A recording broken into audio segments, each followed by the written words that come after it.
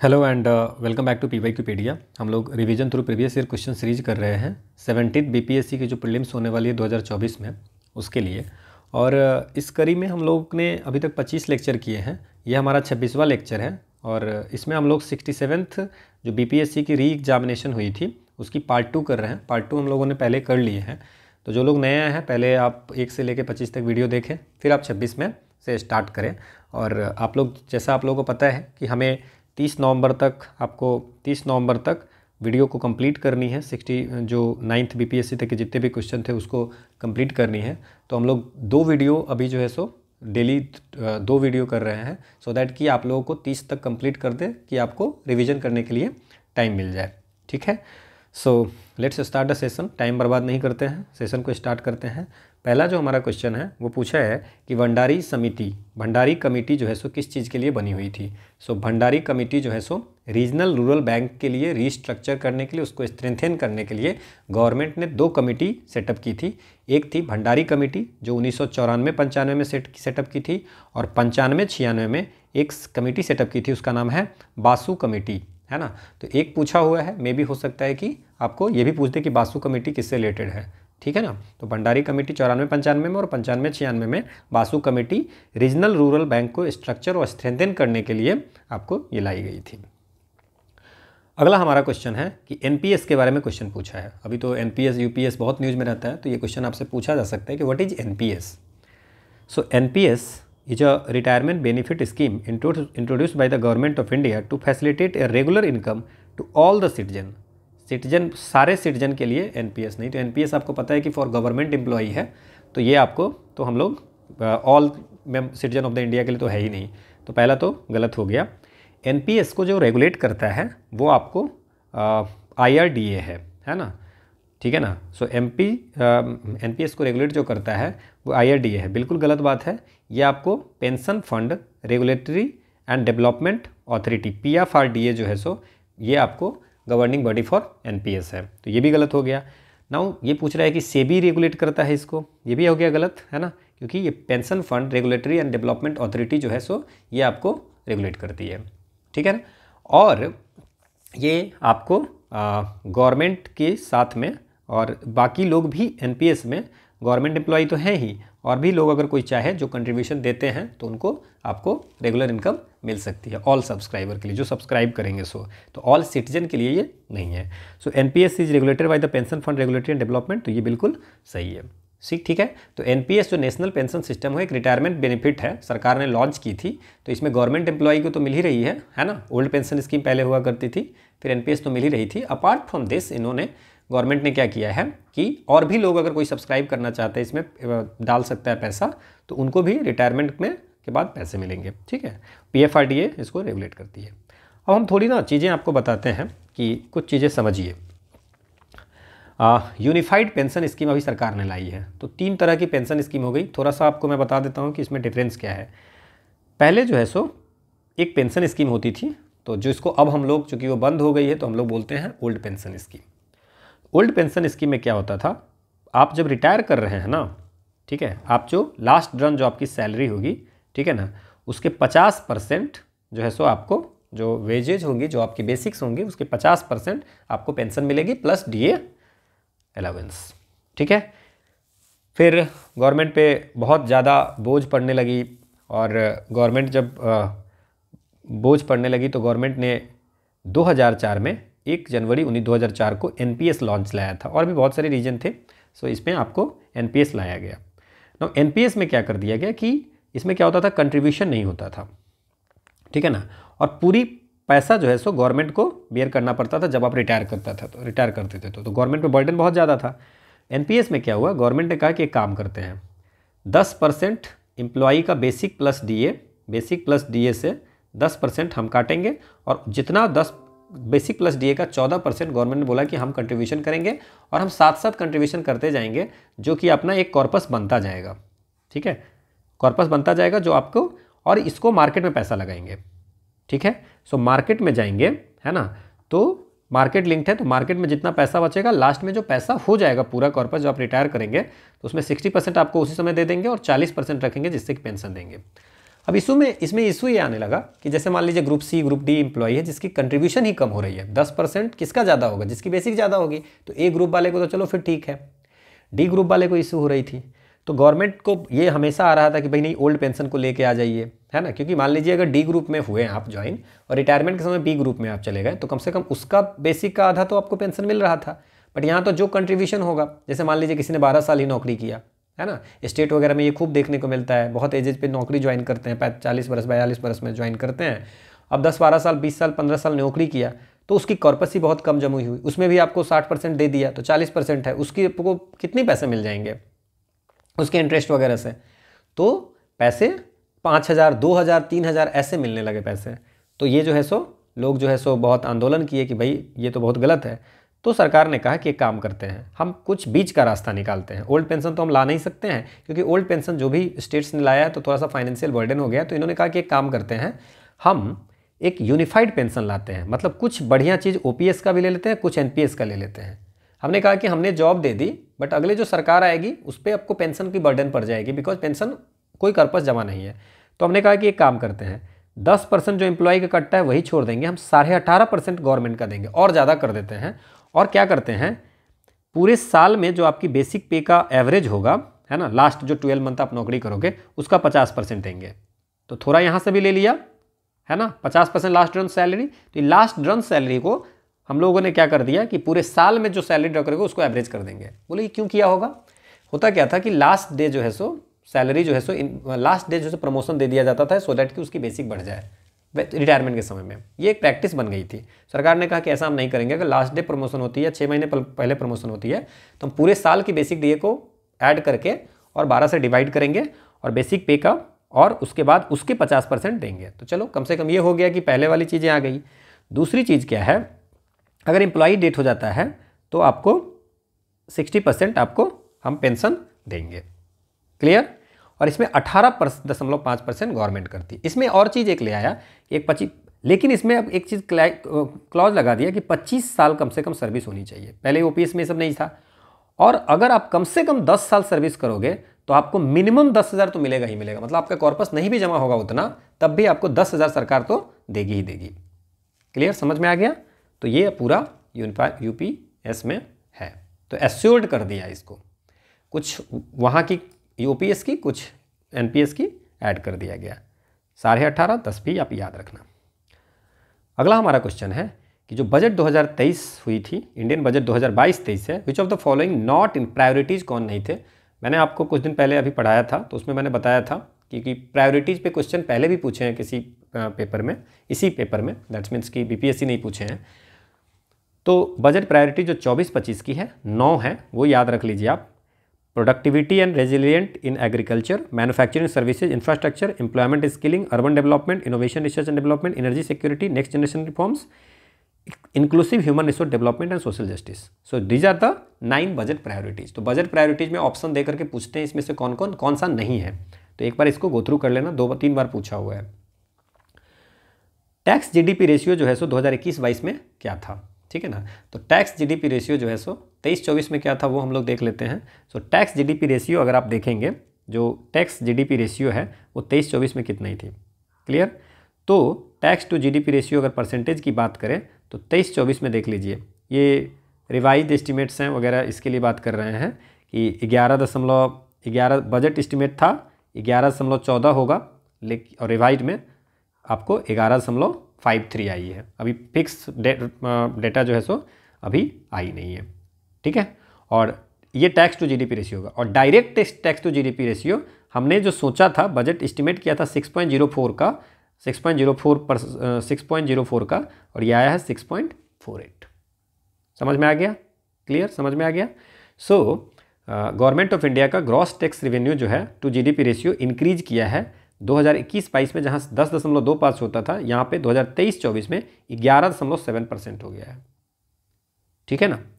Higher tax GDP ratio से क्या होता है कि country has a more robust tax system and is able to raise more revenue to fund public service and tax GDP ratio, मतलब कि GDP में tax का contribution कितना ज़्यादा है उससे पता चलता है कि यहाँ पे टैक्स सिस्टम कैसी है, ठीक है ना। और टैक्स हम लोग पैसे ले सकते हैं कि नहीं, टैक्स हम लोग कर सकते हैं कि नहीं करते हैं। तो तो इसलिए हायर टैक्स रेशियो जो होता है जीडीपी, टैक्स टू जीडीपी, वो सही होता है। तो एग्जैक्ट डाटा आपको समझ में आ गया, ठीक है, क्लियर, ओके। अगला क्वेश्चन है, what was India's share in world export bye commodity division and groups in 2018? 2018 में अभी जो ग्लोबल ट्रेड आउटलुक निकाली गई है, ग्लोबल ट्रेड आउटलुक है ना, ये क्यों निकालती है, वर्ल्ड ट्रेड ऑर्गेनाइजेशन लिखाना है। इन्होंने लिखा है कि ग्लोबल गुड्स के एक्सपोर्ट में आपको इंडिया का जो पोजीशन है वो है 1.8%, ठीक है, और ये आपको 2023 की बात बता रहा हूँ। और इंपोर्ट में, ये एक्सपोर्ट में, ग्लोबल मतलब पूरे वर्ल्ड में जो जितनी भी एक्सपोर्ट होती है उसमें इंडिया का पोजीशन कितना है, 1.8%, और इंपोर्ट में इंडिया का जो पोजीशन है वो है 2.8%। रट्टा मार लीजिए 2023, ठीक है। 18 में 1.7% होता था एक्सपोर्ट्स में। अगला हमारा क्वेश्चन है, what was the total production of wheat in India as per the fourth advance estimate in the 2020-21 में आपको फोर्थ एडवांस एस्टिमेट की गई थी, कितना आपको है। तो इसमें अगर आप बात करें हम लोग, तो कितना टोटल प्रोडक्शन व्हीट की क्या बात की गई थी। तो अभी अगर हम अभी का बात कर लेते हैं कि टोटल प्रोडक्शन ऑफ व्हीट की PIB से लिया गया है, ये आपको 1367 आपको यहाँ पे है मिलियन टन है, ठीक है, 1367। LMT जो होता है वो होता है लाख, इतना लाख मेट्रिक टन, ठीक है, और एक मैट्रिक टन बराबर ये आपको लगभग 1.10 टन के बराबर होता है। सो इतना लाख मैट्रिक टन है, तो इसको अगर कन्वर्ट करोगे तो आपको आंसर जो है सो टन में, मिलियन टन में आ जाएगा, ठीक है। सो लाख है, मैट्रिक टन है ना, तो उसको 1.10 से मल्टीप्लाई कर देंगे। तो व्हीट का बात करें तो 1129.25 है, मेज का 356.7 लाख मैट्रिक टन, ठीक है। तो ये आपको प्रोडक्शन जो है सो 2023 में है कि व्हीट का कितना हुआ, मेज का कितना हुआ, राइस का कितना हुआ, ठीक है ना। तो ये आपको ध्यान रखना है इसको, क्लियर। अब एक बात आपको बता देता हूँ, जैसे मान लीजिए कि ये कितना है, आपसे क्या पूछा है, व्हीट का पूछा है, तो व्हीट का कितना है 1129.25 लाख मैट्रिक टन, तो 1.10 से मल्टीप्लाई कर दीजिए इसमें, तो कितना हो जाएगा 1.10 से अगर आप इसको मल्टीप्लाई करिएगा तो लगभग उतना ही हो जाएगा। क्या हो जाएगा, लाख मैट्रिक टन तो है, तो ठीक है, 1129.25 को अगर 1.10231 से अगर मल्टीप्लाई करते हैं तो ये 124.5 मिलियन टन हो जाएगा। मैट्रिक टन को हमने टन में कन्वर्ट कर दिया है। सो 124.5 मिलियन टन हो जाएगा, ठीक है। और आपको पता ही है, और आपको पता होगा कि 10 lakh is equal to 1 million. तो हमारा जो क्वेश्चन पूछा है ना, वो आपको पूछा है मिलियन टन में, तो मिलियन 10 लाख हो गया, तो इसको हम लोग 100 जैसे मान लीजिए 112.113 मिलियन मैट्रिक टन बोलेंगे। इसको क्या बोलेंगे, 113 मिलियन मैट्रिक टन, ठीक है, और उसको मल्टीप्लाई कर देंगे इसमें 1.10 से, तो 124 के आसपास में हो जाएगा। अभी रिसेंट का डाटा है, उस समय 109 था, ठीक है। अगला क्वेश्चन है, वाइब्रेंट विलेज प्रोग्राम जो है सो किस चीज़ के लिए लाई गई थी। तो वाइब्रेंट विलेज प्रोग्राम जो है सो आपको फाइनेंशियल ईयर 2022-23 से लेकर के 25-26 तक में लाया गया था, और इसमें 5000 करोड़ के आसपास 4800 करोड़ रुपए की बजट एलोकेशन थी। ये इंपॉर्टेंट नहीं है हमें। बॉर्डर के पास वाले जो गांव हैं उसमें ग्रोथ करने की बात है, वहाँ की पीपल की क्वालिटी ऑफ लाइफ जो है सो बढ़ाने के लिए, है ना। तो ये आपको कितने हैं, जो नॉर्दर्न बॉर्डर हैं उसमें, ठीक है। सो ये लाया गया था vibrant village program. So it is for the development of roads connectivity in Bihar नहीं, इट वाज स्टार्ट इन 2017 नहीं, 22-23 से 25-26 तक में आया ही है फाइनेंशियल में। Maharashtra, it is for the Maharashtra state नहीं, it is for the development of border village on the northern border में, नॉर्दर्न में बॉर्डर में जो विलेज है, ठीक है, बॉर्डर विलेज है, उसको डेवलप करनी है, ठीक है। वहाँ पे इंफ्रास्ट्रक्चर की बात करते हैं, तो इसमें 4 स्टेट और 1 यूटी आपको जो है सो नॉर्दर्न बॉर्डर के अलॉन्ग जो है उसको डेवलप करने है, वहाँ पे इंफ्रास्ट्रक्चर लगानी है, लाइवलीहुड अपॉर्चुनिटी लगानी है वहाँ पे। अगला हमारा क्वेश्चन है कि बिहार की जो इकोनॉमिक सर्वे थे उसके बारे में 2021-22 में कौन सी इनकरेक्ट है। तो हम इसको नहीं देखते हैं, हम लोग सिंपल सा याद रखते हैं कि 2022-23 में क्या स्थिति थी। इकोनॉमिक सर्वे जो भी हाल में आया है उसमें अगर बात करें तो 22-23 में एग्रीकल्चर, मैन्युफैक्चरिंग और सर्विसेज सेक्टर वो आपको एस्टिमेट किया गया है कि ग्रो हो रहा है 6.7% से 6.8% से 13% से। एग्रीकल्चर 6.7% से, मैन्युफैक्चरिंग 6.8% से और सर्विस 13% से ग्रो हो रहा है बिहार में। अब कंट्रीब्यूशन कितना है एट करेंट प्राइस पे? कंट्रीब्यूशन जो है एग्रीकल्चर का कंट्रीब्यूशन है 25%, मैन्युफैक्चरिंग का 17% और सर्विसेज का 58%। दोनों याद रखना है कितना परसेंट से तीनों ग्रो हो रहा है, तो 6.6, 7, 6.8 और 13। और कंट्रीब्यूशन कितना है एग्रीकल्चर का? 25% करेंट प्राइस पे, 17% मैन्युफैक्चरिंग का और 58% सर्विसेज का। ये आपको इकोनॉमिक सर्वे में दिया हुआ है। अगला है कि बिहार में डिस्ट्रिक्ट ऑफ बिहार कुछ दिया हुआ है as per the ascending level of urbanisation. सबसे ज़्यादा अर्बनाइजेशन कहाँ है? आसान सा क्वेश्चन है इसमें। सबसे ज़्यादा अगर बात करेंगे हाईएस्ट लेवल ऑफ अर्बनाइजेशन तो पटना में है, 44.3% जो है सो अर्बनाइजेशन है। तो पटना सबसे ज़्यादा हो गया, ठीक है ना। पटना के बाद 2 डिस्ट्रिक्ट और है जहाँ पे 25% से ज़्यादा अर्बनाइजेशन है। ओनली 2 डिस्ट्रिक्ट है जहाँ 25% से ज़्यादा अर्बनाइजेशन है। वन इज़ द पटना, और मुंगेर में 28.3% है और नालंदा में 26.2% है। तो ये आपको रट्टा भी मार सकते हैं, पटना मुंगेर, सबसे ज़्यादा पटना, फिर मुंगेर, फिर नालंदा। अगला हमारा क्वेश्चन है the fiscal deficit expected to be इतना। बिहार में फिस्कल डेफिसिट का टारगेट क्या रखा गया है, ठीक है ना। सो 2024-25 में अगर आपको टारगेट की बात करेंगे तो इन्होंने 2.98% रखा है, 2.98%। यू कैन से दैट 3% भी रहेगा तो ऑप्शन में आप मार के आना, ठीक है। सो फिस्कल डेफिसिट 2024-25 का टारगेट है 3% ऑफ द जीएसडीपी, मतलब 29,095, ठीक है। 2023-24 में अगर बात करें, 2023-24 की बात करें तो टारगेटेड आपको समझ में आ गया, एक्सपेक्टेड कितना है। तो यहाँ पे जो रिवाइज एस्टिमेट हुआ था उसमें फिस्कल डेफिसिट जो है 8.9% ऑफ जीएसडीपी है, ठीक है। तो इसको ध्यान रखना, भी फाइनल डेटा नहीं आई है।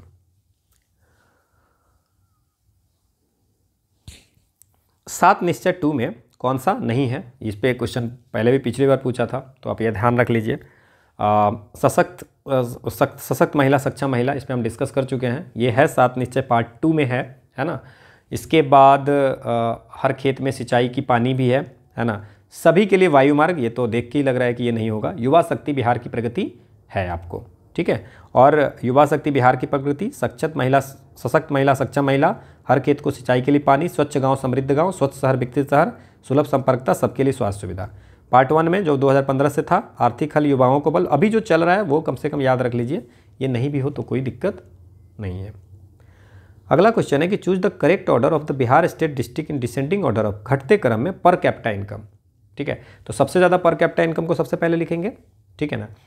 तो 22-23 में अगर हम बात करें करेंट प्राइस में तो जो आपको पर कैपिटा इनकम है वो है 59,637 रुपया, ठीक है, समझ में आ गया। कांस्टेंट प्राइस में अगर बात करेंगे, ये करंट प्राइस में अगर कांस्टेंट प्राइस में बात करेंगे तो ये है 35,119 रुपया, बहुत कम है ना। पटना टॉप पे है ना, और बेगूसराय जो है सो सेकेंड प्लेस पे है, फिर मुंगेर है, ठीक है। तो घटते क्रम में बोल रहा है, ठीक है ना। और शिवहर का सबसे कम है ना, शिवहर का सबसे कम है 20,600। सो पर कैपिटा इनकम में सबसे कम शिवहर का है, तो सबसे कम शिवहर वाला एक ही ऑप्शन है, तो आंसर तो डी हो ही जाएगा। शिवहर के बाद जो है सो सीतामढ़ी आता है, सीतामढ़ी के बाद जो है अररिया है, और फिर बाकी जो है सो है। सबसे ज़्यादा अगर बात करें पटना याद रखिए, ऊपर से पटना एंड बेगूसराय, नीचे से शिवहर, सीतामढ़ी, अररिया, शिवहर, अररिया, देन सीतामढ़ी, शिवहर, अररिया, देन सीतामढ़ी, ठीक है। यहाँ पे सीतामढ़ी, क्लियर। तो बस इतना भी अगर याद रहेगा तो आपको क्वेश्चन बन जाएगा, क्योंकि सारे स्टेट का तो सारे डिस्ट्रिक्ट का तो याद कर नहीं सकते हैं वैसे भी। Which statement is not true about the poverty estimate based on the 68th round of NSSO का जो एस्टिमेट हुआ था उसमें कौन सा सही नहीं है। अब इसमें अगर इस क्वेश्चन को देखें तो पॉवर्टी लाइन जो है सो 33 रुपया 3% पर पर्सन पे आपको अर्बन एरिया में डिसाइड किया गया था, और 27 रुपया 20 पैसा जो है सो रूरल एरिया में। तो ये तो बिल्कुल सही है, ठीक है ना। और इसमें एक चीज़ और ध्यान रखना है कि 21.9% 68th राउंड ऑफ NSSO का जो हुआ था पॉवर्टी एस्टिमेट, वहाँ पे बात की गई थी 21.9% पॉपुलेशन इंडिया में जो है सो बिलो पॉवर्टी लाइन रहती है। तो ये तीनों सही है। 33.35% पॉपुलेशन ऑफ इंडिया लिविंग दोनों में से तो एक ही सही होगा, तो ये सही नहीं है। तो पूछ रहा है कौन सा सही नहीं है, तो ये आंसर हो गया। अगला हमारा क्वेश्चन है which of the following partly define the micro enterprise क्या होता है। सो माइक्रो इंटरप्राइज, देखिए MSME जो है, MSME में एक होती है माइक्रो, यहाँ पे लिख लेते हैं, माइक्रो होती है, स्मॉल होती है MSME में, और मीडियम होती है, ठीक है। अब इसमें जो इसकी डिफिनीशन जो है उसमें दो चीज़ें हैं, एक इन्वेस्टमेंट है और एक टर्नओवर है, ठीक है। इन्वेस्टमेंट है, टर्नओवर है। तो किस कैटेगरी बांटने के लिए हमने बोला कि इसमें जो इन्वेस्टमेंट होगी वो 1 करोड़ से ज़्यादा नहीं होनी चाहिए। तो 1 करोड़ हम लिख देते हैं, 1 करोड़ से ज़्यादा नहीं होना चाहिए, और टर्नओवर 5 करोड़ से ज़्यादा नहीं होनी चाहिए, एनुअल टर्नओवर। 10 करोड़ से ज़्यादा इन्वेस्टमेंट नहीं होनी चाहिए, और 50 करोड़ से ज़्यादा टर्नओवर नहीं होनी चाहिए।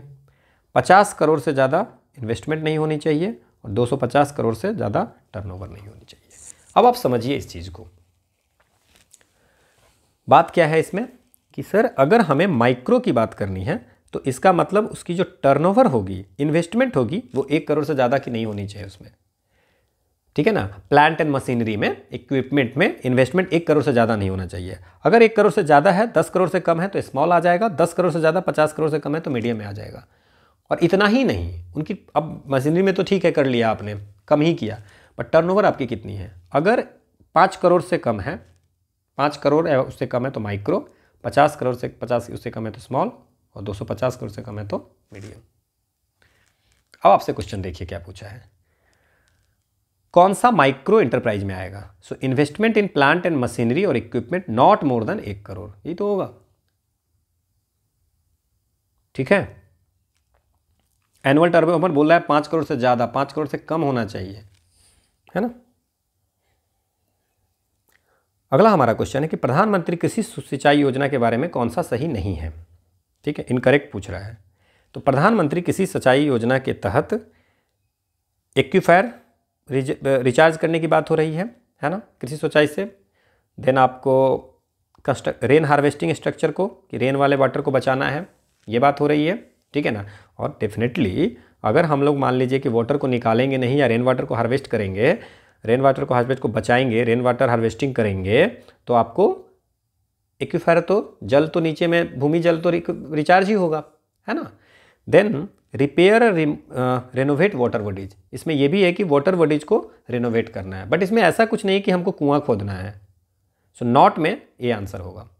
प्रधानमंत्री किसान सिंचाई में इरिगेशन के लिए आई हुई है नेशनल मिशन, कि इरिगेशन अगर पहुंचेगा तो प्रोडक्टिविटी ज़्यादा होगा, ठीक है। और वाटर यूज एफिशिएंसी भी, हम लोग वेस्टेज ऑफ वाटर भी कम करेंगे, ठीक है ना। इसमें अगर आप देखेंगे, enhance recharge of aquifers and introduce sustainable water conservation practice, कि वाटर कहाँ से बचे, मोर क्रॉप पर ड्रॉप, है ना। वाटर सेविंग टेक्नोलॉजी लाएंगे, प्रिसाइज इरिगेशन की, है ना। On farm water use efficiency, wastage of water को रिड्यूस करेंगे, है ना।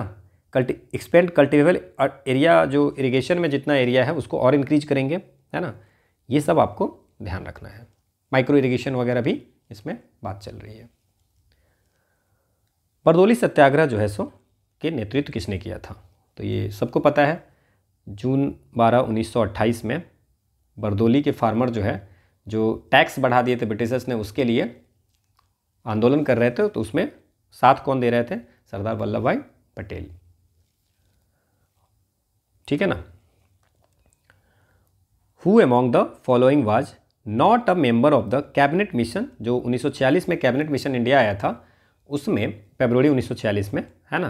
तो उसमें 3 मेंबर थे, ठीक है ना। एक थे ब्रिटिश कैबिनेट के 3 मेंबर्स थे, एक थे लॉर्ड पेथिक लॉरेंस, एक थे एवी अलेक्जेंडर, और एक थे स्टैफोर्ड क्रिप्स। मैकडोनाल्ड जी नहीं थे इसमें, ठीक है। आसान सा क्वेश्चन है, इस पर तो बहुत बार क्वेश्चन पूछा है। गांधी इरविन समझौता कब हुआ था, तो 5 मार्च 1931 को गांधी जी और लॉर्ड इरविन के बीच में हुआ था। इसमें इन्होंने गांधी जी एग्री किए थे कि ठीक है हम सिविल डिसोबीडियंस मूवमेंट को बंद कर देते हैं, है ना, और सेकेंड राउंड टेबल कॉन्फ्रेंस में पार्टिसिपेट करेंगे। तो ये कब हुई थी? 1931 में। अगला हमारा क्वेश्चन है कि in which session Indian National Congress passed complete independence का रेजोल्यूशन कब पास हुई? आसान सब क्वेश्चन है। 1929 के लाहौर सेशन में पूर्ण स्वराज की बात की गई थी। ये सब क्वेश्चन हम लोगों ने बहुत बार सॉल्व किया है इस पूरे PYQs में। अगला हमारा क्वेश्चन है कि सुभाष चंद्र बोस रिनेम्ड निकोबार आइलैंड, ठीक है ना, निकोबार आइलैंड के नाम किस पे रखा गया है? तो गवर्नमेंट ऑफ इंडिया ने अभी कहा है 3 आइलैंड जो है सो अंडमान एंड निकोबार का उसके सुभाष चंद्र बोस के ट्राइब्यूट में उनका नाम रखा है। तो अब आप समझिए, स्वराज आइलैंड जो है सो एक है आपको सुभाष चंद्र बोस रिनेम्ड निकोबार आइलैंड को सुभाष चंद्र बोस ने निकोबार द्वीप को नया नाम दिया था। सुभाष चंद्र बोस ने निकोबार द्वीप को क्या कहा था कि इसको स्वराज द्वीप है। ठीक है। अब हुआ क्या है, अभी गवर्नमेंट ऑफ इंडिया ने, ये तो क्वेश्चन बन गया आपका, गवर्नमेंट ऑफ इंडिया ने 3 जो है सो आइलैंड को नेताजी सुभाष चंद्र बोस के ट्राइब्यूट पे नाम रखा है, ठीक है ना। तो जो रॉस आइलैंड जो है उसको नाम रखा है नेताजी सुभाष चंद्र बोस द्वीप, ठीक है। नील आइलैंड को नाम रख दिया है, नील आइलैंड जो था उसका नाम रख दिया है शहीद द्वीप, ठीक है ना, ये बे ऑफ बंगाल में है। और हैवलॉक आइलैंड का नाम जो है हैवलॉक का नाम रख दिया है स्वराज द्वीप। ये आपको एक्स्ट्रा इन्फॉर्मेशन है कि कौन कौन किसका क्या नाम रखा है, शहीद, स्वराज और नेताजी सुभाष चंद्र बोस। तो हैवलॉक को स्वराज द्वीप रखा है। अभी पहले हम लोग बात कर लेते हैं कि भारत सरकार ने 3 द्वीप का नाम चेंज किया है, उसमें कौन कौन है, कंफ्यूज नहीं होना है। रॉस आइलैंड को नेताजी सुभाष चंद्र बोस द्वीप बोलते हैं, हैवलॉक के स्वराज द्वीप नाम रखा है, और नील आइलैंड को आपको शहीद द्वीप बोला है, ठीक है। ये हम लोग क्यों पढ़ रहे हैं, बिकॉज शहीद सुभाष चंद्र बोस जी जो थे वो निकोबार आइलैंड को स्वराज आइलैंड बोलते थे, ठीक है, स्वराज द्वीप बोलते थे। तो अगला हमारा क्वेश्चन है कि चौरी चौरा जो हुआ था फरवरी 1922 में, तो वो चौरी चौरा प्लेस कहाँ पे है, ये आपसे क्वेश्चन पूछ रहा है। तो चौरी चौरा जो है गोरखपुर उत्तर प्रदेश में है। यहाँ पे 4 फरवरी 1922 को आपको क्या हुआ था, लोगों ने पुलिस स्टेशन में आग लगा दिया था। इसमें 22 पुलिसमैन जो है सो मर गए थे, और इसके कारण महात्मा गांधी ने नॉन कोऑपरेशन मूवमेंट को बंद कर दिया था। अगला है कि Khudiram Bose tried to kill Kingsford. किस प्लेस पे खुदीराम बोस ने किंग्सफोर्ड की हत्या करने का प्रयास किया था? देखिए 30 अप्रैल 1908 को खुदीराम बोस जी थे और प्रफुल्ला चाकी इन्होंने बॉम्ब फेंका था चीफ प्रेसिडेंसी मजिस्ट्रेट जो थे किंग्सफोर्ड। कलकत्ता के चीफ प्रेसिडेंसी मजिस्ट्रेट हुआ करते थे डोगलस किंगफोर्ड, ठीक है। किंगफोर्ड याद रखिए, ये कहाँ पे, मुजफ्फरपुर में। तो मुजफ्फरपुर आए थे कलकत्ता के चीफ प्रेसिडेंसी मजिस्ट्रेट, तो उनके जो कैरेज जो उनको लेके जा रही थी उस पर खुदीराम बोस ने और प्रफुल्ला चाकी ने 30 अप्रैल 1908 को बम फेंका था। इससे क्या हुआ, वो जो गाड़ी में जो 2 विमेन जा रही थी ना, मारना था किंग्सफोर्ड को, ये 2 विमेन जो है सो मर गई। अब खुदीराम बोस क्या हो गए, ये अरेस्ट हो गए। प्रफुल्ला चाकी जो है सो बेचारा सुसाइड कर लिए, पता है कि पकड़ेंगे तो मारेगा ही, तो सुसाइड कर लिए। तो खुदीराम बोस को जो है सो अरेस्ट हो गए, और 12 अगस्त को इनको फांसी मिल गई। अमृत बाजार पत्रिका में जो एक हेडलाइन आई थी कि Khudiram's end died cheerful and smiling, तो ये कौन से प्लेस पे था, मुजफ्फरपुर में। Khudiram's end died cheerful and smiling, Amrita Bazar Patrika में आया था। Shishir Kumar Ghosh ji. During which movement Azad Dasta active था बिहार में? ये सब क्वेश्चन हम लोगों ने बहुत बार किए हैं। क्विट इंडिया मूवमेंट के समय में आज़ाद दस्ता कहाँ पे बनाया गया? 1942 में। ये आपको रिवॉल्यूशनरी ऑर्गेनाइजेशन था, कहाँ पे? बिहार में, ठीक है ना। और एक चीज़ और हम इसमें ध्यान रखिएगा, a separate independent council of the organisation was set up in the Madhubani district of Bihar under the leadership Suraj Narayan Singh के नेतृत्व में एक और इंडिपेंडेंट ऑर्गेनाइजेशन खोला गया था। तो कभी अगर पूछेगा मधुबनी डिस्ट्रिक्ट में तो सूरज नारायण सिंह याद रहेगा। Who was allotted the portfolio of labour department in the interim government में बार बार पूछता है कौन कौन सा मिनिस्ट्री मिला है ना। राजेंद्र प्रसाद को हम लोग कितनी बार पढ़ दिए, फूड एंड एग्रीकल्चर मिला है, फूड एंड एग्रीकल्चर। देन आपको लेबर जो है सो जगजीवन राम को मिला था, सैयद अली जहीर को लॉ मिला था, है ना। बाद में जोगिंदर नाथ मंडल को मिल गया था लॉ, है ना, इंटरिम सरकार में। अगला है कि 1942 ईस्वी में किस त्यौहार के अवसर पर जयप्रकाश नारायण हजारीबाग जेल से निकल के भाग गए। क्विट इंडिया मूवमेंट चल रही थी, क्विट इंडिया मूवमेंट चल रहा था, और क्विट इंडिया मूवमेंट में क्या हुआ था कि ये लोग जयप्रकाश नारायण अपने 5 साथी के साथ में दिवाली के दिवस पे 9 नवंबर 1942 को, है ना, 1942 को जो दिवाली था तो बहुत सारे गार्ड लोग छुट्टी लिए थे, तो ये लोग जो है सो दिवाली के दिन 9 नवंबर 1942 को भाग गए। ठीक है, सो दीपावली के त्यौहार के समय में। अगला क्वेश्चन है, डॉक्टर राजेंद्र प्रसाद को संविधान सभा का सभापति कब चुना गया था। डॉक्टर राजेंद्र प्रसाद को chairman of the constituent assembly choose किया गया था दिसंबर 1946 में, 11 दिसंबर 1946 को चूज किया गया था। एग्जैक्ट डेट याद रखिए। अगला क्वेश्चन है कि फ्रंटियर गांधी के नाम से कौन जाना जाता है। सो ये खान अब्दुल गफ्फार खान जी हैं, जिनको फ्रंटियर गांधी बोलते हैं। ठीक है, और इनको बादशाह खान भी बोलते हैं। क्या बोलते हैं? बादशाह खान। इनके बारे में ये भी जान जाइए कि 1929 को इन्होंने एक ऑर्गेनाइजेशन बनाई थी, खुदाई खिदमतगार। ठीक है, अगला क्वेश्चन है कि झांसी की रानी लक्ष्मीबाई कहाँ मरी थी।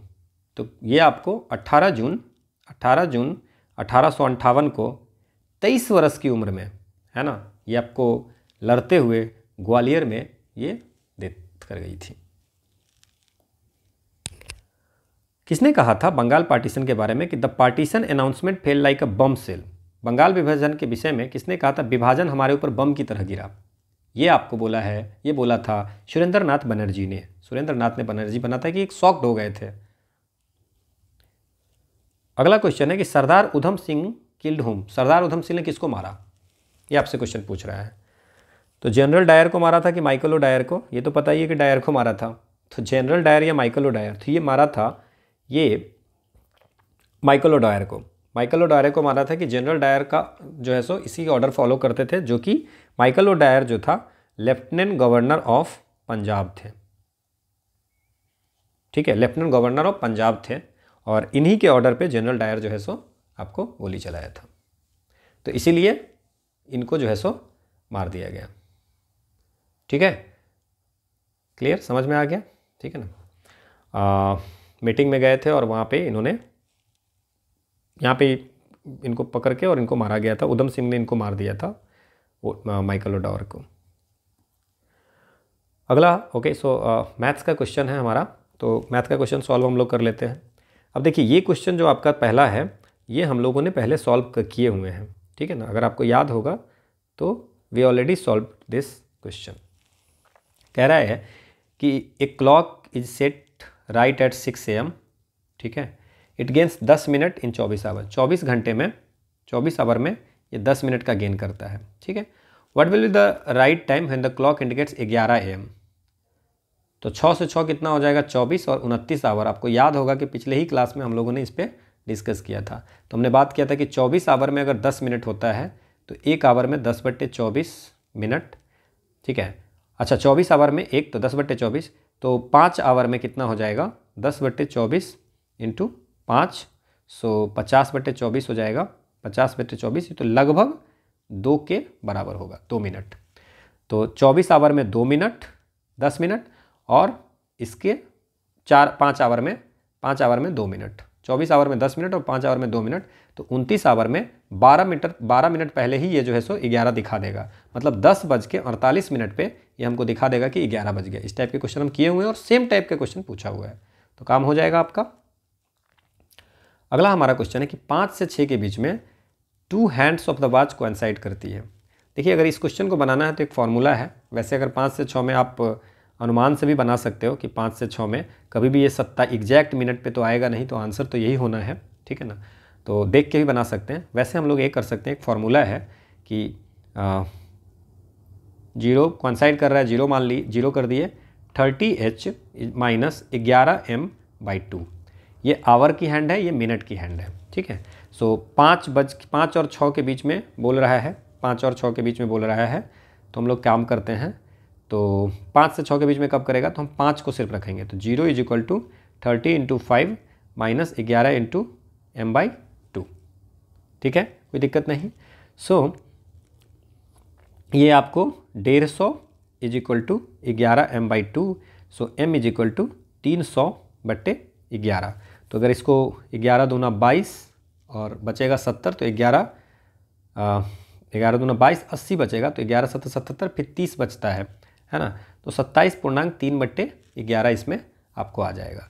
तो 27.3, तो 5 बज के, तो आवर कितने हैं 5 और मिनट कितने हैं 27.3/11। तो बेस्ट ऑप्शन है कि आप सीधे 27.3/11 आ गया तो आंसर। मुझसे अगर आपको बोलते बनाने के लिए तो हम सीधे आंसर मारते 27.3/11। समझ में आया कैसे? तो ये फॉर्मूला आप याद रख सकते हैं कि 30H माइनस 11m/2। अब अगर बोलेगा 7 से 8 के बीच में, तो बस सिर्फ आवर का 7 कर दीजिए, पता चल जाएगा 7 से 8 के बीच में कितना मिनट में 5 बज के कितने मिनट पे होता है। मिनट वाला आपको निकल गया। क्लियर? अगला क्वेश्चन है कि अनिल और सुमन मिलकर किसी काम को 12 दिन में करता है, ठीक है। अनिल 20 दिन में करता है, तो अनिल जो है सो किसी काम को 20 दिन में करता है। सुमन का हमको पता नहीं है। अनिल और सुमन जब मिल जाता है तो इस काम को 12 दिन में करता है। तो हम 12 और 20 का एलसीएम ले लेते हैं। 12-20 का एलसीएम 60 होगा, तो मान लेते हैं टोटल वर्क 60 है। तो इसका मतलब 3 यूनिट पर डे ये काम करता है।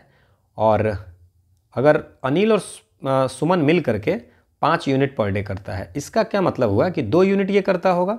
तो 2 यूनिट करता होगा, इसका मतलब ये 30 दिन में कंप्लीट करता होगा। 60 यूनिट है, 2 यूनिट एक दिन में करेगा, तो 30 दिन में ये कंप्लीट करता होगा। वैल्यू निकल गया 30 दिन। अगर सुमन को अकेले काम करना पड़ेगा तो कितना दिन? बहुत ही आसान क्वेश्चन है। तो इसका आंसर क्या हो जाएगा? ये आपको 30 दिन आंसर हो जाएगा, ठीक है। अगला क्वेश्चन है कि एक क्लास में 55 स्टूडेंट हैं, ठीक है। टोटल कितने स्टूडेंट हैं? 55। तो टोटल हमारा जो है सो 55 स्टूडेंट है। 34 जो है सो नंबर ऑफ क्रिकेट खेलने वाले कितने हैं? 34। नंबर ऑफ बैडमिंटन खेलने वाले कितने हैं? 26। Also each student like to play at least one of the 2 games. कोई ना कोई गेम खेलता ही है। So how many student like to play, दोनों खेलने वाला गेम कितने हैं?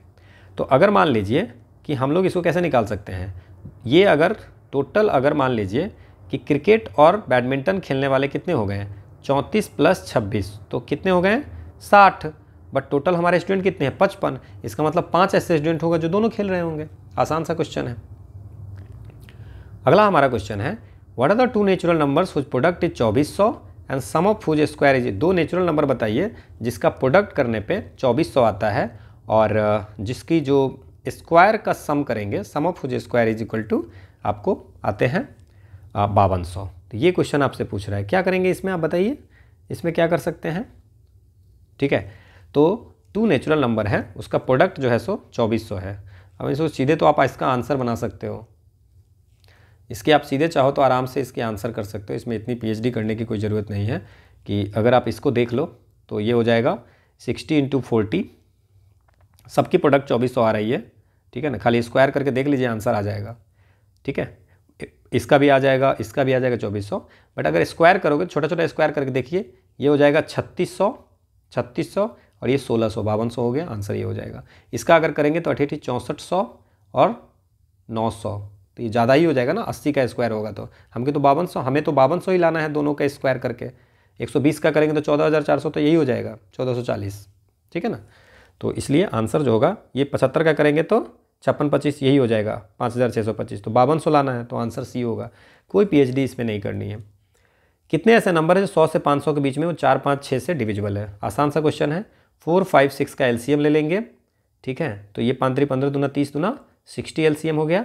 तो 100, 160, 220, 280, 340, 400, 460, इतने नंबर जो होंगे, जो हाउ मेनी नंबर्स बिटवीन 100 और 500 से, अच्छा 100, अच्छा 60 से कटने वाले कितने नंबर होंगे? तो 60 से कटने वाले, सॉरी 60 से कटने वाले ये 120 होंगे, 60 से कटने वाले 120 होंगे, है ना, और 60 से कटने वाले 120 होंगे।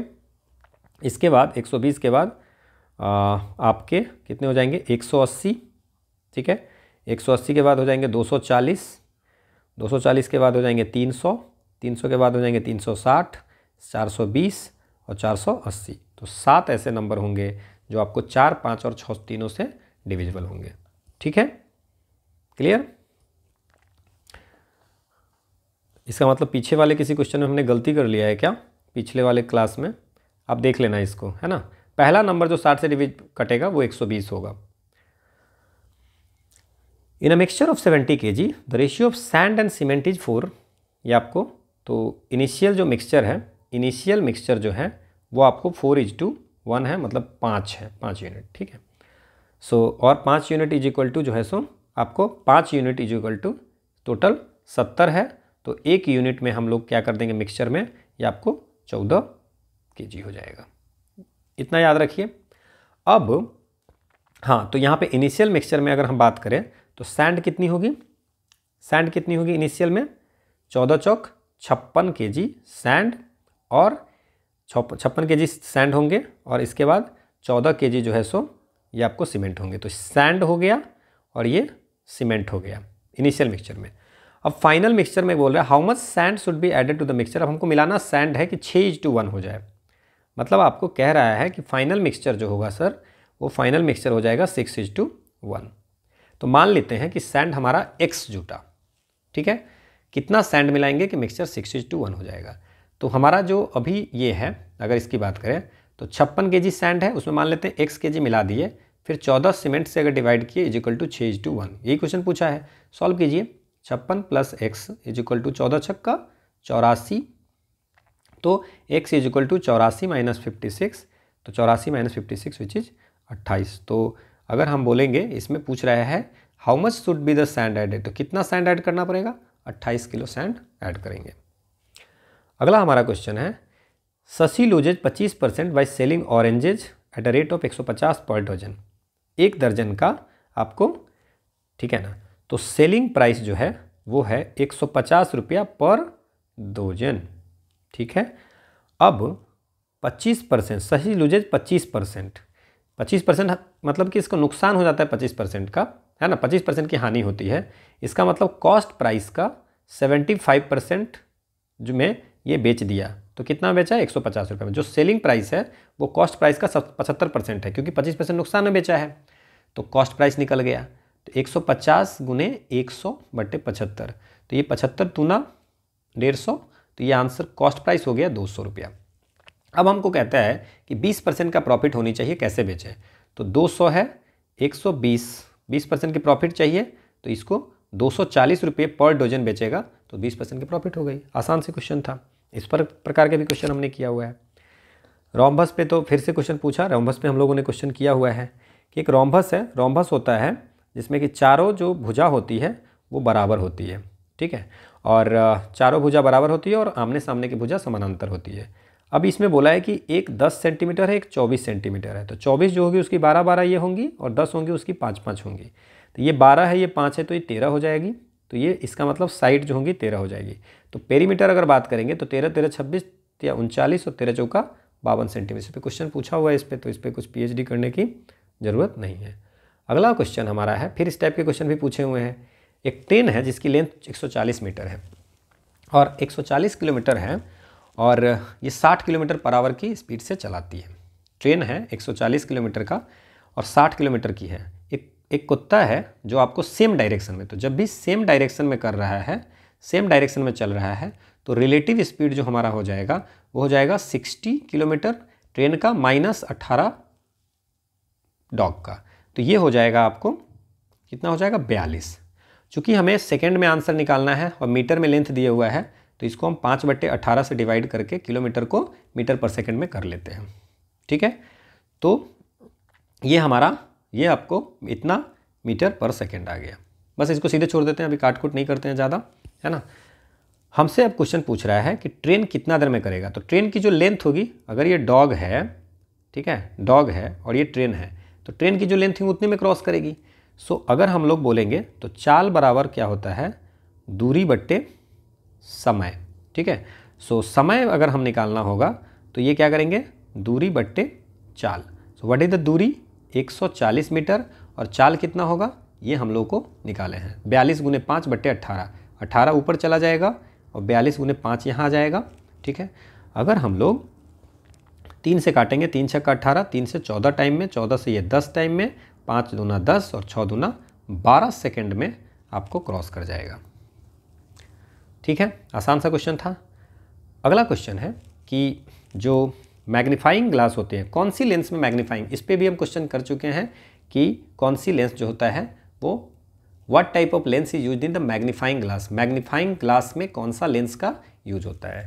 तो मैग्नीफाइंग ग्लास हम लोग बोलते हैं कॉनकेव लेंस को। किसको बोलते हैं, सॉरी, मैग्नीफाइंग ग्लास जो बोलते हैं वो बोलते हैं कॉन्वेक्स लेंस। मैग्नीफाइंग ग्लास मतलब कि किसी ऑब्जेक्ट को लार्जर दिखाना है तो कौन सा यूज करेंगे, वो आपको कॉन्वेक्स लेंस यूज करेंगे। ठीक है ना, उत्तल लेंस। अगला है कि पैरामैग्नेटिक थ्योरी है ना ऑफ मैग्नेटिज्म, ये किस पे अप्लाई होती है। तो ये सब जो अप्लाई होती है वो आपको मरकरी पे होती है या आयरन की, आयरन पे फेरोमैग्नेटिक थ्योरी आपको अप्लाई होगी। ठीक है ना। अब जो पैरामैग्नेटिक जो होगा, पैरामैग्नेटिक जो होती है वो वीकली मैग्नेटिक से अफेक्टेड होता है। वीक मतलब कमज़ोर, है ना, मैग्नेटिक में कमज़ोर होता है। अगर इसे मैग्नेटिक फील्ड में रखेंगे, ठीक है ना, तो उसमें जो है सो मैग्नेटिक से उतना मैग्नेटाइज वो होगा नहीं। ठीक है ना, क्लियर, समझ में आ गया। तो ये आपको, तो ये जो होते हैं इसको बोलते हैं, वैसे सब्सटेंस को पैरामैग्नेटिज्म बोलते हैं और पैरामैग्नेटिक सब्सटेंस बोलते हैं जो कि मैग्नेटिक फील्ड में रखने पे वीकर शो करता है, वीक रहता है, वीकली मैग्नेटाइज होता है। यहाँ तक कोई दिक्कत नहीं है। तो वीकली आयरन तो फेरोमैग्नेटिक सब्सटेंस है, तो वीकली कैसे, आयरन में तो अगर इसको मैग्नेटिक में रखेंगे फील्ड में तो फिर ये आपको मैग्नेटाइज ज़्यादा होगा। तो निकेल भी वही है स्थिति। तो प्लैटिनम जो है वो आपको वीकली मैग्नेटाइज्ड है। तो ये पैरामैग्नेटिक मैग्नेटिक सब्सटेंस में निकेल और आयरन तो होगा नहीं, मरकरी और प्लैटिनम में आप कंफ्यूज होंगे। तो प्लैटिनम जो है सो वीकली मैग्नेटाइज है। तो एल्युमिनियम हो गया, प्लैटिनम हो गया, सोडियम हो गया, कैल्शियम हो गया, ये सब जो होता है पैरामैग्नेटिक सब्सटेंस कहे जाते हैं। अगला हमारा क्वेश्चन है, एटम के न्यूक्लियस में क्या क्या होता है। बहुत बार ये क्वेश्चन हम कर चुके हैं कि इलेक्ट्रॉन चारों तरफ घूमता है और एटम के न्यूक्लियस में प्रोटॉन और न्यूट्रॉन्स होते हैं। प्रोटॉन पॉजिटिव चार्ज है, इलेक्ट्रॉन नेगेटिव चार्ज है, न्यूट्रॉन्स जो है सो नॉन चार्जेबल है। अगला क्वेश्चन है, the metallurgical process in which a metal is obtain fused state. धातुकर्म की वो प्रक्रिया जिसके अंतर्गत धातु मिश्रित अवस्था में पाई जाती है, इसको क्या बोलते हैं। देखिए कुछ मेथड हैं इसमें आपको, जैसे कि फोर्थ फ्लोटेशन है, झाग प्लावन विधि है, स्मेल्टिंग है, कैल्सिनेशन है, रस्टिंग है। तो जैसे मान लीजिए कोई अगर मेटल हमको मिलता है मिश्रित अवस्था में, तो उसको किस प्रक्रिया से हम लोग उसको सेपरेट करते हैं, बेसिकली ये क्वेश्चन है। तो ये पायरोमेटलर्जी में आता है। जो कैल्सिनेशन है, ये सब जितने भी हैं, कैल्सिनेशन है, रोस्टिंग है, कैल्सिनेशन है, वर्जन कैल्सीकरण और पर्गलन, है ना, और ये सब आती है पायरोमेटलर्जी में। ठीक है, अब आप समझिए इसमें फोर्थ फ्लोटेशन जो होता है वहाँ पे आपको फिजिकली सेपरेट करते हैं। ठीक है ना, ओर को हाथ से फिजिकली सेपरेट करते हैं। यहाँ तक याद रखेंगे, पानी वानी में रख करके सेपरेट करते हैं। स्मेल्टिंग जो होता है यहाँ पे आपको, यहाँ पे क्या करते हैं, मोल्टेन स्टेट से आपको मेटल को निकालते हैं। तो इसीलिए इसको पायरो बोलते हैं। सब में हीटिंग की इफेक्ट है, इस तीनों में हीटिंग की इफेक्ट है, रोस्टिंग हो, कैल्सिनेशन हो, स्मेल्टिंग हो। ठीक है, सो स्मेल्टिंग जो होता है वो ऐसा प्रोसेस जिसमें मोल्टेन प्रेस में रहता है, फ्यूज्ड स्टेट में। फ्यूज मतलब क्या हो गया, मोल्टेन, द्रव्य अवस्था में इसको निकालते हैं। तो पूछा है कि जिस धातु कर्म प्रक्रिया के अंतर्गत धातु मिश्रित अवस्था में पाई जाती है, फ्यूज्ड स्टेट में पाई जाती है, वो है स्मेल्टिंग। ठीक है ना। और कैल्सिनेशन में क्या होता है, ओर को हीट किया जाता है, या तो ऑक्सीजन की सप्लाई नहीं होती है लिमिटेड सप्लाई में, तो वहाँ से जितनी भी वोलेटाइल इंप्योरिटीज़ है, मॉइस्चर, कार्बन डाइऑक्साइड, ये सब हट जाती है। रोस्टिंग में भी होता है कि ऑक्सीजन के प्रेजेंस में, देखिए यहाँ पे ऑक्सीजन होता है, यहाँ पे ना होता है ऑक्सीजन, और स्मेल्टिंग में इसको हीट करते हैं और मोल्टिंग जो स्टेट होती है, मोल्टेन स्टेट जो होती है, फ्यूज्ड स्टेट, उससे मेटल ऑब्टेन करते हैं। ज़्यादा पीएचडी मत कीजिए, और देखना होगा तो यहाँ से देख लेना। अगला क्वेश्चन, इनमें से कौन से पीतल के घटक है, मतलब brass is an alloy of पूछ रहा है। So brass is an alloy of किसके हैं, कॉपर एंड जिंक के, कॉपर एंड जिंक के। So the answer is D. अगला हमारा क्वेश्चन है क्विक लाइम इसमें से कौन सा है। बहुत बार इस क्वेश्चन को कर चुके हैं। ये आपको कैल्शियम ऑक्साइड को क्विक लाइम बोलते हैं, है ना। बुझा हुआ चूना। जंग लगे लोहे के वजन में निम्न में से कौन सा परिवर्तन होते हैं। लोहा में जंग लगने के बाद उसकी वजन बढ़ती है कि घटती है। पहले डिक्रीज करता है फिर इंक्रीज करता है, पहले इंक्रीज करता है फिर डिक्रीज करता है, सेम रहता है या बहुत दिन तक आपको बढ़ता रहता है, increases for long time. Iron या कोई मेटल अगर ऑक्सीडाइज होगा, है ना, जैसे कि एयर से ऑक्सीजन लेकर के वो आयरन के साथ कंबाइन करके अगर रस्ट बनाता है, जंग बनाता है, आयरन ऑक्साइड बनाता है, तो वेट जो है सो इंक्रीज कर जाता है, ठीक है ना। तो वेट जो है सो लॉन्ग टर्म के लिए इंक्रीज कर जाएगा। अगला है which among the following is also known as white metal किसको बोलते हैं। तो एक चीज़ देखिए, इसमें रोडियम को वाइट मेटल भी बोलते हैं, प्लैटिनम की भी बोलते हैं, पैलेडियम की बोलते हैं और निकेल को भी बोलते हैं। सबको वाइट मेटल्स हम लोग बोलते हैं। तो ये सब सारे के सारा आंसर हो जाएगा more than one of the above. अगला क्वेश्चन है कि consider the following statement with respect to noble metal. ठीक है, नोबल मेटल्स के बारे में आपसे पूछ रहा है। नोबल मेटल्स कौन कौन होते हैं, ठीक है ना। नोबल मेटल्स जो होते हैं वो प्योरिटी से प्योरली फाउंड होते हैं, प्योर मेटल, है ना, क्योंकि इसमें कोई रिएक्टिव नहीं होता है। अब रिएक्टिव कौन कौन सा नहीं होता है, किससे, आपको दूसरे एलिमेंट से इतनी जल्दी कंबाइन ही नहीं होता है। सो उसको बोलते हैं नोबल मेटल। तो नोबल मेटल में जैसे गोल्ड है, गोल्ड भी नोबल मेटल है, किससे जल्दी रिएक्ट नहीं होता है। सिल्वर भी है, प्लैटिनम भी है, पैलेडियम भी है, कॉपर भी है, ये सब जो है सो नोबल मेटल है, क्योंकि ये आपको प्योर फॉर्म में पाए जाते हैं। ये किसी नॉन रिएक्टिव है, किसी से रिएक्ट नहीं करता है, ठीक है ना। तो अब आपसे पूछा है noble metals are found in pure form in nature, natural nature में मिलता है, बिल्कुल सही जवाब है। और uranium and lead are example of noble metal, नहीं, लेड वगैरह जो है ये आपको, कि यूरेनियम जो है सो रेडियो एक्टिव है, तो ये रेडियो एक्टिव है, यूरेनियम जो है सो रेडियो एक्टिव है ना, तो इसको नोबल एलिमेंट हम लोग नहीं लेंगे, ठीक है ना। हाईली रिएक्टिव भी है ये।